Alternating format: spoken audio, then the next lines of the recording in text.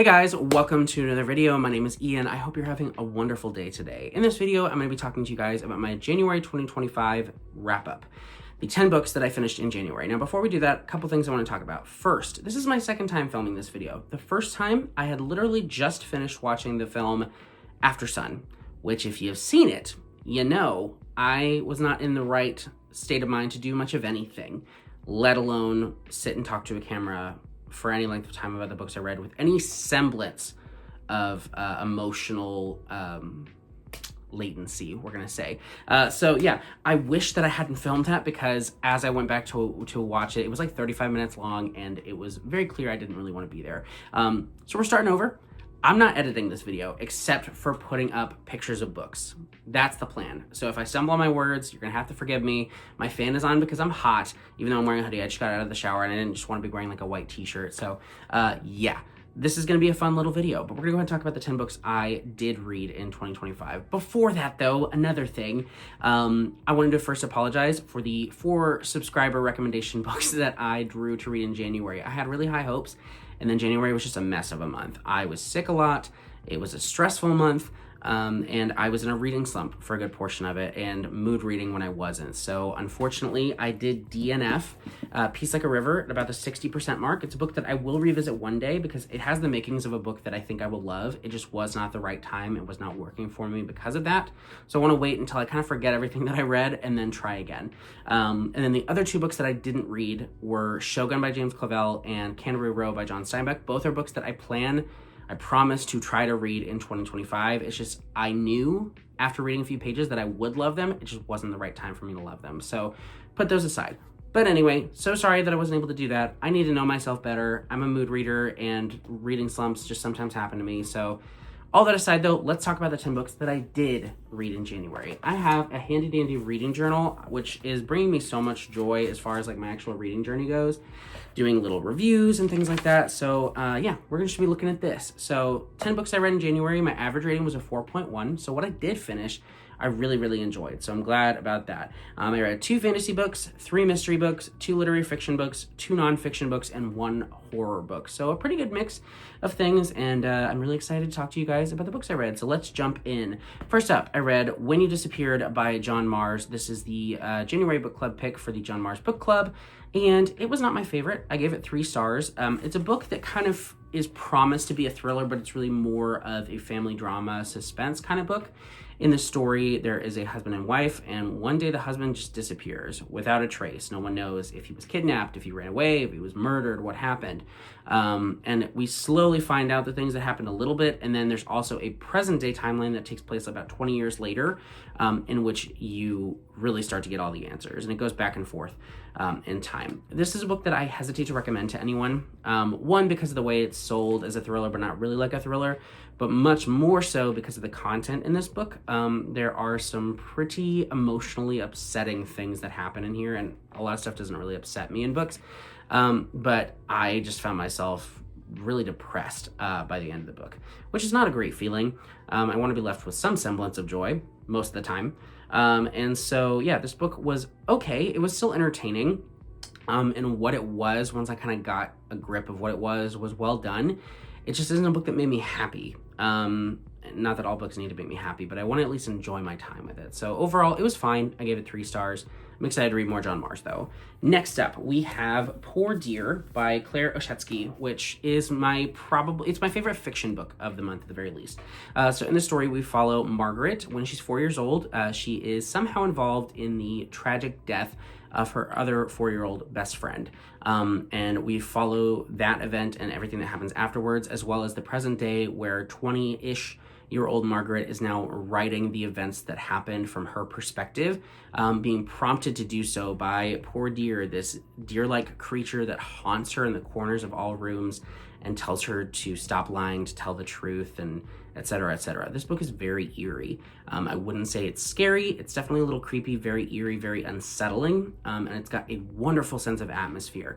What I love most about this book, though, is the way that it tackles this idea of blame in death, how so many people just look for who is at fault when death comes to everybody and is, constant and unavoidable, and despite the fact that it comes at unexpected times sometimes, it's nobody's fault that everyone dies, you know? And so it's just interesting how people always look for who to blame, whether it's the person who died or their parents or who was there or et cetera, et cetera. And how it's just kind of a normal gut reaction of humans to do, and kind of a protective thing.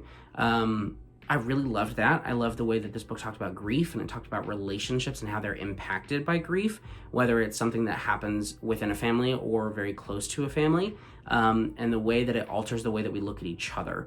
A really, really impactful and thought-provoking book. It's literary fiction, but magical realism, and it's very, very short.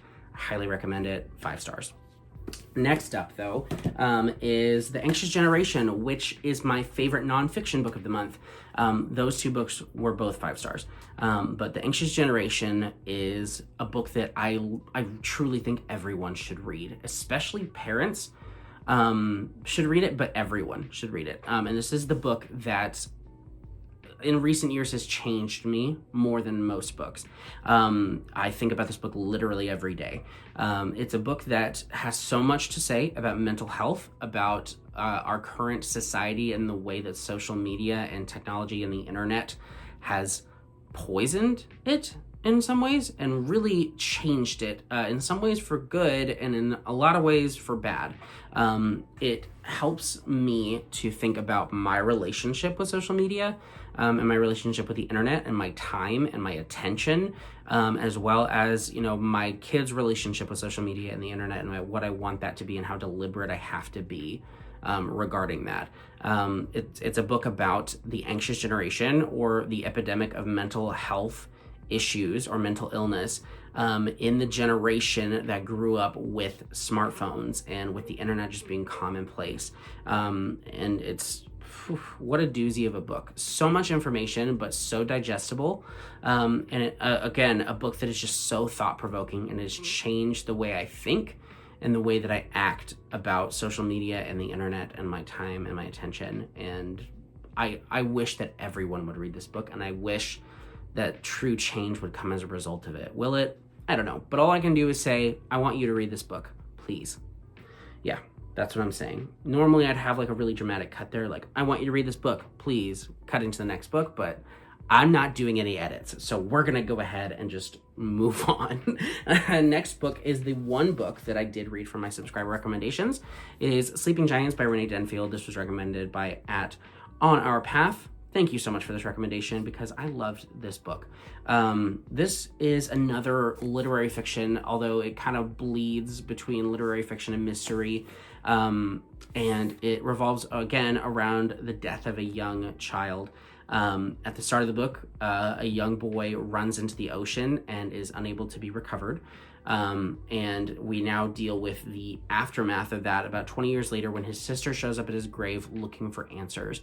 And it's about her as well as this retiree looking for answers on what happened to the boy, why it happened, and his time at a local orphanage and all of the dark secrets that are buried there. We get that story as well as the boy's actual story that is told in the past timeline, and this book is such a gut punch. There were so many emotions I felt while reading this, and all the while I was absolutely floored and compelled by the storytelling here. I think that Renee Denfield is an incredible writer, and she so deftly handles storytelling with the execution of theme. I think it's just really, really brilliant the way she told this story, and it really stuck with me a lot throughout the month. Just the emotion behind this story. There's a lot of really great relationships delved into here, particularly ones of found family. There are 2 such relationships, and I loved them so much. But this book is also kind of horrifying. It's not a horror book, but there's some moments that truly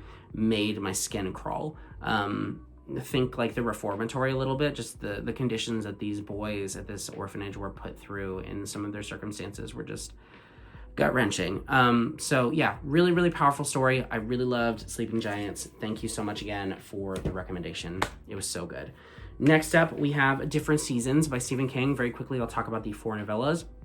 I'm not going to do too much into my thoughts on these, but yeah, let's talk about them. So first up is Rita Hayworth and the Shawshank Redemption, an absolutely incredible novella, one that the Shawshank Redemption is, of course, based on. I think that this is a really excellent Stephen King story and one of his best And it's interesting because the reason I think this is because it doesn't feel like a Stephen King story, which sounds like an insult, but it's really a compliment because the story is told from the perspective of an inmate there, and it's all from his like narrating like what he remembers about this experience that happened with this other person at this prison.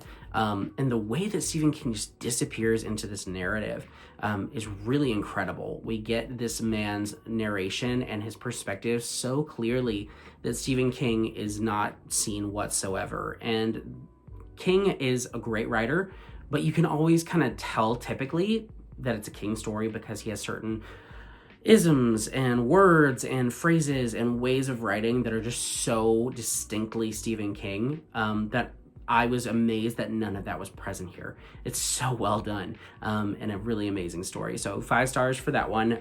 Next up was Apt Pupil, which is the only one that's like straight up horror in this story. It's more like psychological horror though. In this we have like a 12-year-old boy who gets fascinated with an older man in his neighborhood who he discovers was a Nazi. And the fascination quickly morphs into obsession and spirals into absolute chaos.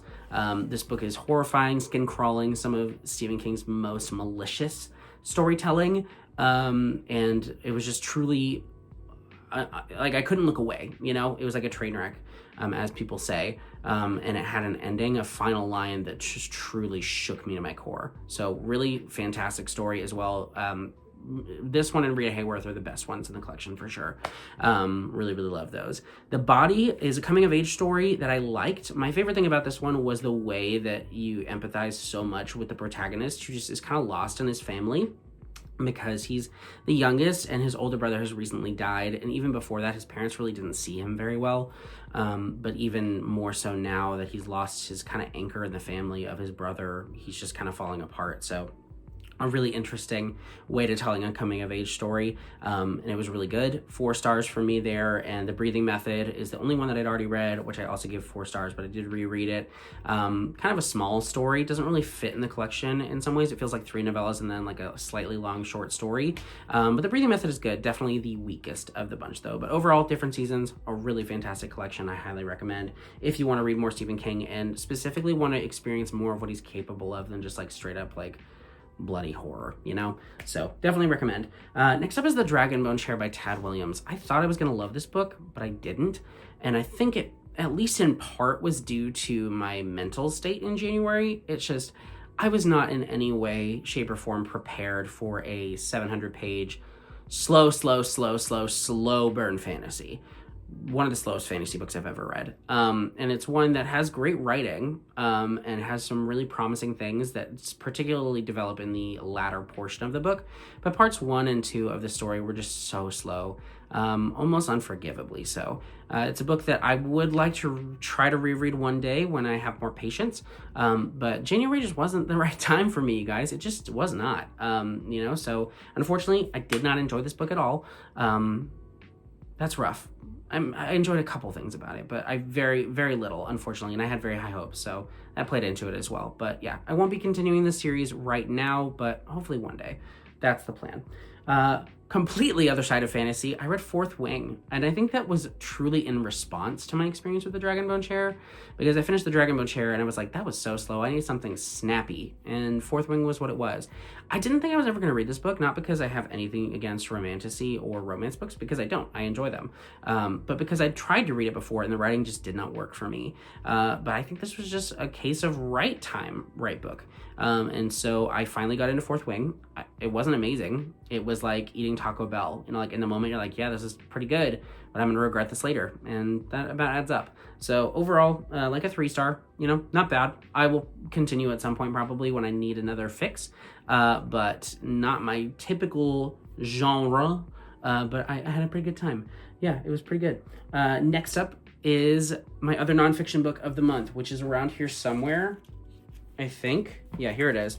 And I just don't want to mess up any of the names or anything. So, The System, Who Rigged It? How We Fix It by Robert B. Reich. This is another book that I think everybody should read, particularly those in America. Really just not exclusively, but primarily people in America.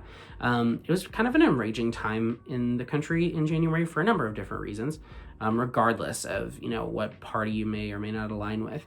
But it was a time when I felt powerless, and I wanted to kind of understand why. And this book is about kind of the developing oligarchy in the United States and how so much of the country is run by people who don't understand the struggles of the everyday man because they're so far removed from it. Because the people who are in power are the 1/10th% of the wealth. Or they have 95% of the wealth, but they're 1% of the population. That's kind of what I want to say. And they run everything, and they're so out of touch with how our lives are impacted. And it's a broken system, and it's one that needs repair. And it's a book that I'm glad that I read. I don't necessarily feel as empowered to make change as much as I feel empowered to find out how to make change, if that makes sense. It was a very informative book on the situation we're in, less so on how to fix it, which unfortunately the cover promised to kind of elaborate on that. And I feel like more it was be informed, inform yourself, which I'm going to, but I wanted to be informed a little bit more by this book, if that makes sense. Still, you should read it. Next up, to end the month, I finally got my mojo back a little bit. I binged books 2 and 3 of the Kenzie and Gennaro series by Dennis Lehane, which was a blast. If you don't know about these books, they are books that follow 2 private investigators who are partners. They are Kenzie and Gennaro, and they are awesome. I loved this. This is such a gritty, pulpy detective story, and I eat it up. I love these characters. I love Dennis Lehane's writing. I'm quickly becoming more and more convinced that he is possibly my favorite writer. Everything he writes works for me. And so I loved these. They absolutely were what I wanted and needed. I binged not only books 2 and 3, but at the start of February, I already binged book 4 as well. So who knows? I might not make it through February without finishing books 5 and 6, which would complete the series. We'll see. If not, it's going to happen in March. So yeah, I love these books. If you want detective stories that truly are gritty and have characters that are good but are incredibly morally gray, so morally gray, and Dennis Lehane is just a master at that, writing these such flawed human characters that you root for, but at the same time you see them do such despicable things, and it's so entertaining. So yeah, I highly recommend these. If you love a good detective story, check out the Kenzie and Gennaro books because they're fantastic. But yeah, that finished out the month. Those are the 10 books that I finished in January. And I think I did a pretty good job of talking, now I'm not talking well about these books without feeling like I have to edit. So go me, glad I re-recorded this. Thank you so much for watching. Let me know what your favorite book in January was, and if you think that I would enjoy it. I honestly don't know what I'm enjoying right now, other than really well-developed characters in really fast-paced stories. That's kind of my vibe right now. So I'm going to keep following that, and that's the plan for February. But yeah, hope you enjoyed this video. Thanks so much for watching. I will see you in the next one. Bye.